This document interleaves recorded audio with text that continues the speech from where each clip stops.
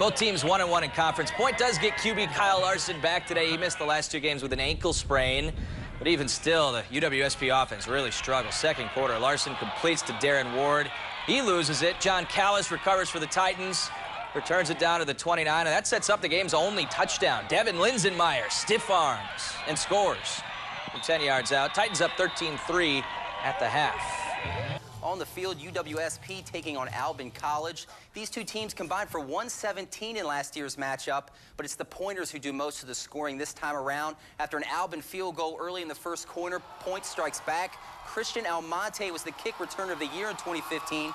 Shows you why here, a 91-yard return for a TD. The Dogs go up 6-3. Next Point possession. Through the air this time, quarterback Kyle Larson's. He's going to find DC Everest alum Jared Pankow, a 13-yarder, right into your living room. Good guys extend the lead 13-3. Now, this is a team that scored 62 on Point last year, but the defense came to play. John Conowitz busts through for the sack, and the offense just keeps doing its thing. Larson already found the Everest guy. Now he's going to find the guy from Wausau East, 25 yards, right at the pylon for the score. The Pointers roll tonight. They improved to 2-0. T-Bird State semifinal against Laconia, delayed by weather for about 2.5 hours. They finally get started around 6, but it was worth the wait. Great game.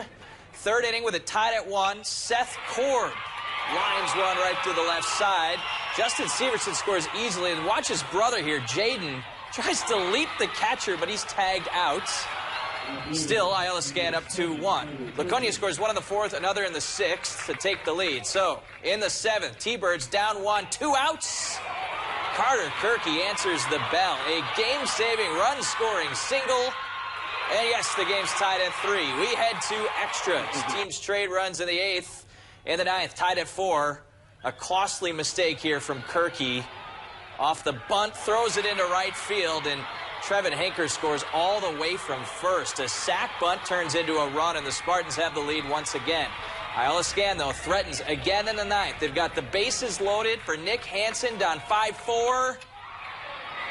They don't quite have another rally in them, though. Not this time, as Hansen pops out to shallow right. IOLA-SCAN loses a heartbreaker in its first ever trip to state. It's a run of dominance that started way back in 2009 for the Indians, and they've continued it for 9 years, winning 9 straight conference titles. But for all of the success in the region, Mosinee hasn't fared exceptionally well in the postseason. They won the state title in 2014, but that's the only time they've advanced to state during this stretch. 3 years later now, they enter the postseason as a number 3 seed, a bit lower than you might have thought. And this time around, they are going in with a very relaxed mindset. The #1 goal we have is we want to go out on our terms. Today, Everest appearing in a sectional final for the first time in program history, taking on Green Bay Preble. The Hornets have been a perennial power, and it showed today. 19th minute, Ben Wetzine leaves it for Max Starks. Off the far post and in. Preble up 1-0 and saying, hey, let's keep it up. They do. 20 minutes later, same score. Wetzine again puts it on goal, and Christopher Sanchez sends it home. The Hornets a 2-0 lead going into half, so Everest with some ground to make up, but the second all Preble. 3 more goals from the Hornets to put the match away. 5-0 the final. Everest will have to wait for that first trip to the state tournament. He had a very good season overall.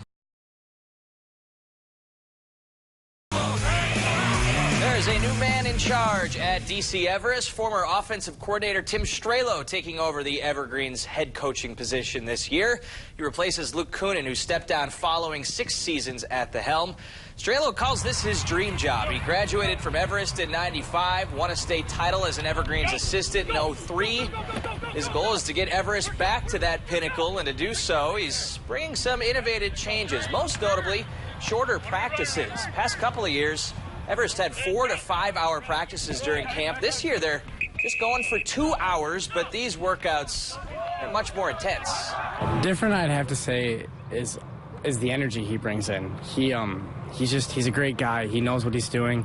He's been through this program before. He's led this program, and he's a very innovative person. And I think we'll be very successful with him. We're going to set the standard up here.